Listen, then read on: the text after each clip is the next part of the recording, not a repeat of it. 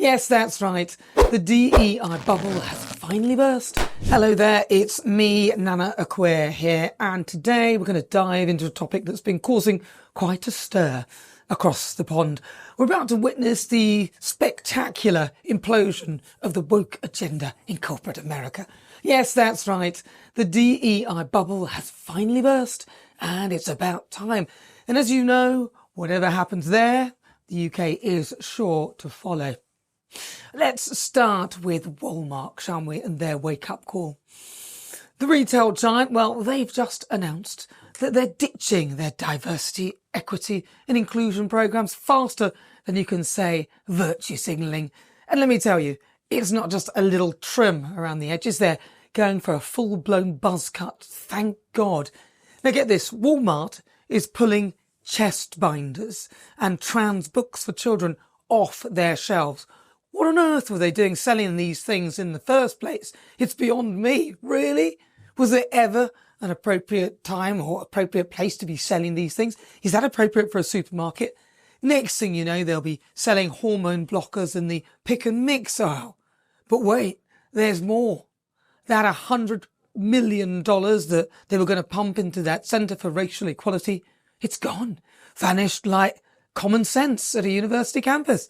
I actually think that ensuring racial equality is a good thing, but when it's wrapped up with an organisation that's happy to sell chest binders, sadly they all get bound into one, pardon the pun.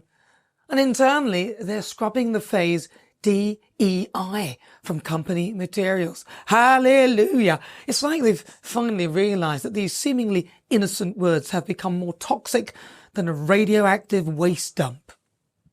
Now, a Walmart spokesperson had the audacity to say that we've been on a journey and know that we weren't perfect. Yes, a journey of wokery. I could have told them that for free. But at least they finally cottoned on to the fact that Americans are sick and tired of being force-fed this radical version of identity politics. Now, a lot of people tend to think that maybe all of this is down to Donald Trump's re-election. But let's get real. Donald Trump didn't create this wave. He's just surfing it like a pro. The American people had already decided that DEI had gone too far long before they put Donald Trump back in the White House. DEI is a non-starter. Remember that Bud Light ad with Dylan Mulvaney, who, amongst other things, promoted women's sports bras by Nike, despite being a flat-chested man? Well, Bud Light saw a slide in their market value. Billions were wiped off, and people across the US were burning Nike bras. That was well before Donald Trump started his campaign for another term in office. Just look at what's been happening. Harley Davidson, that bastion of American masculinity, ditched their DEI programs faster than a vegan at a barbecue. Boeing followed suit, probably realising that focusing on identity politics doesn't exactly help them keep the planes in the air, and is frankly totally irrelevant. Who cares what colour your pilot is or whether they are homo or heterosexual? Can they fly a plane? That's all that matters, not this DEI madness. What on earth were these virtue signalling companies thinking?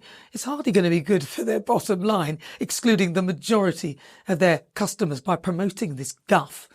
Even the tech giants, those Silicon Valley types who usually lap up this woke nonsense, even they have been scaling back their DEI hires. It's like watching a bunch of teenagers suddenly realising their fashion choices were a bit embarrassing. We've all been there. And let's take for a moment time to appreciate the glimmer of hope that is in the world of higher education. The University of Austin, or UATX, as the cool kids are calling it, has decided to ditch DEI for something called MEI. That's merit, excellence and intelligence. Imagine that. A university actually focusing on academic achievement rather than playing identity bingo. The students at UATX are a diverse bunch. And I'm not talking about real diversity here. I'm talking diversity of thought. You've got everyone from far left Bernie Sanders supporters to people who make Donald Trump look like a liberal. And get this, they actually get along. It's almost as if treating people as individuals rather than representatives of identity groups leads to better understanding. Who would have thought it? One of the students Jacob Hornstein, said, "I've met people of every political persuasion here, from like far left Democrats who are for Bernie Sanders, or to the left of that even, to people who would make Donald Trump look like a liberal." Now that's what I call proper education. Exactly. Only the shallow make judgments based on external appearance. DEI is frankly a disaster. And brace yourself for this next bit. A new study has come out showing that DEI policies actually make people more hostile and prone to seeing racism where there isn't any. It's like these programs are creating the very problem that they claim to solve. But that's the thing. Most of us, the general public, knew that already. In this study, the researchers exposed people to either neutral text about corn or the ramblings of professional race baiters like Abraham X, Kendi and Robert DiAngelo. And guess what? The people who read the woke nonsense became more hostile and authoritarian. It's like feeding someone nothing but sugar and then wondering why they're bouncing off the walls. Joel Finkelstein, the chief science officer at NCRI and co-author of the study, said, "What we found is that when people are exposed to this ideology, what happens is they become hostile without any indication that anything racist has happened. Here's the thing. They don't want you to know that the DEI emperor has no clothes. Well, too bad, because Nana Akua is here to spill the beans." So what does all this mean? Well, it means that the great un-wokening of America is well and truly underway. Companies are realizing that pandering to a vocal minority of perpetually offended activists is bad for business. Universities are remembering that their job is to educate, not indoctrinate.